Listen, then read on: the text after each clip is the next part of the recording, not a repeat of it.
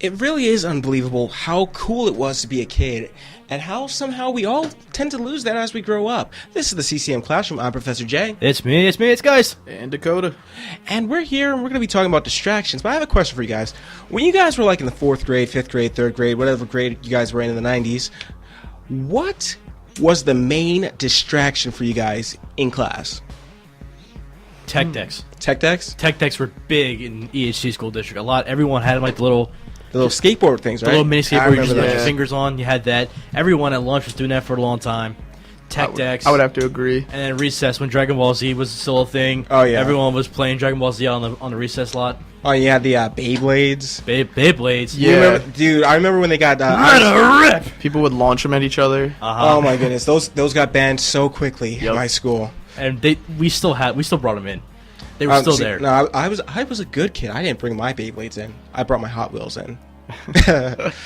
Because one is less extreme than the other. Oh, yeah. But, it's just amazing that, like, kids, they always want to be entertained. They always want to find something to distract themselves, something to, just to fidget with. I think... a lot to that point, as the kids, they don't really appreciate what they have at the time. Because going back, looking at me now, I'm 23. Professor, you're... 23. 23?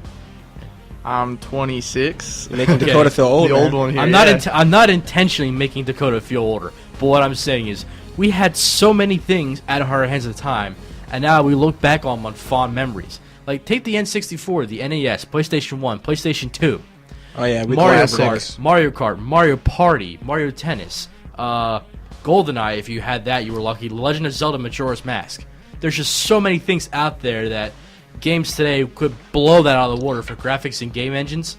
But when you look back, it's just a simplistic fondness. Oh, yeah, and then the originality, too. I'll tell you a story about that.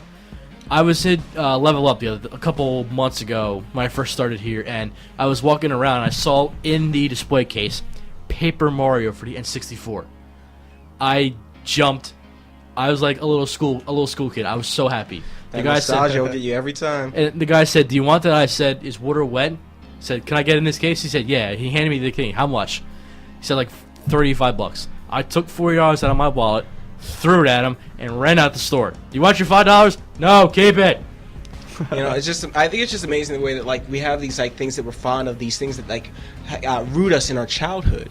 And I think it's just amazing to know that sometimes, though, those things that we were fond of, our parents probably hated how distraction they were for us.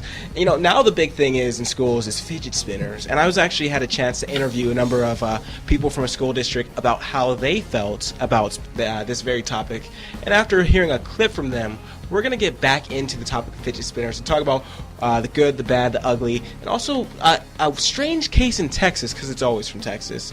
Anyway, this is the Contemporary Christian Music Classroom, and we got some what's the word for this? We got some hot news for this. We got some cool beans for this. But the thing I was trying to say is we got some real people from just random people who have opinions. Real life opinions. On fidget spinners. It's the first time we've done this on CCM101. It's a little bit new. We hope you like it. We're going to get into it, and we'll be right back.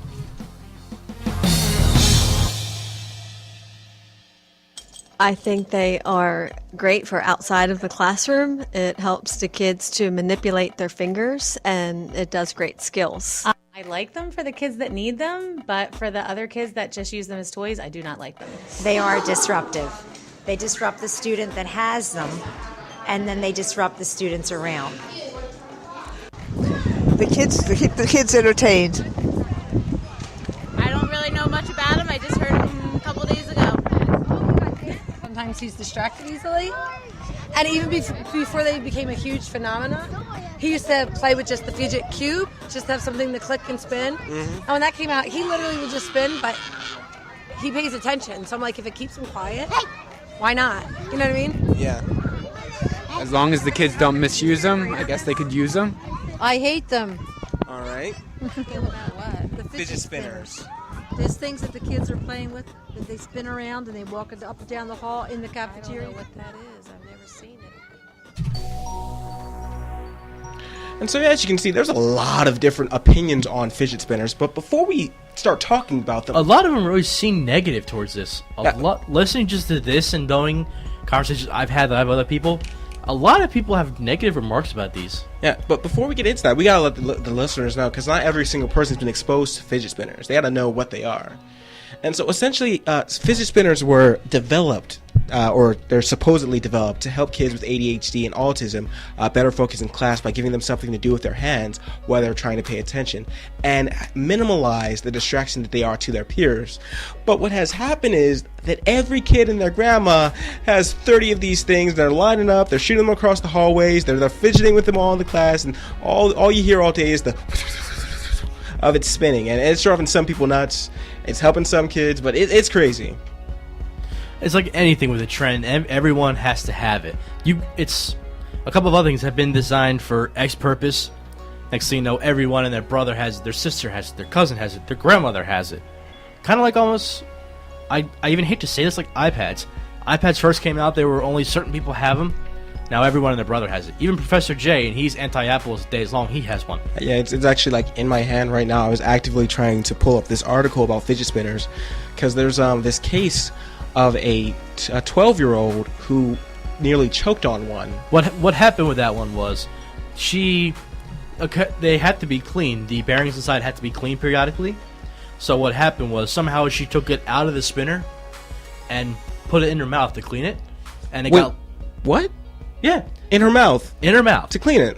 In her mouth to clean it. Like cleaning it with saliva? Yes. Was she part cat?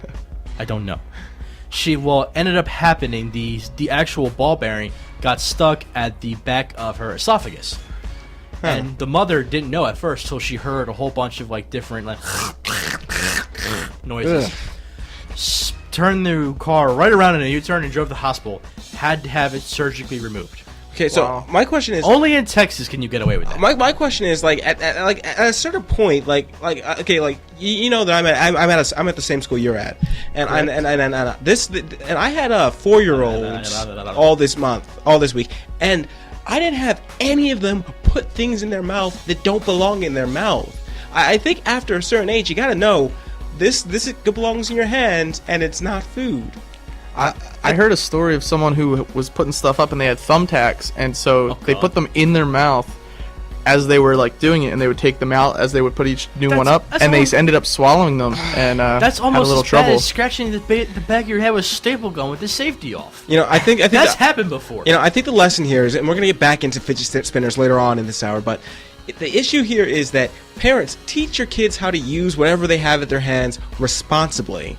This is, of course, the Contemporary Christian Music Classroom. We're going to have a brief break from our sponsors, but when we get back, we're going to have a word from Pastor Stephen Furnick on Focus, John Rubin with his song Focus, and then we're going to talk more about distractions and how to be focused. This is CCM 101.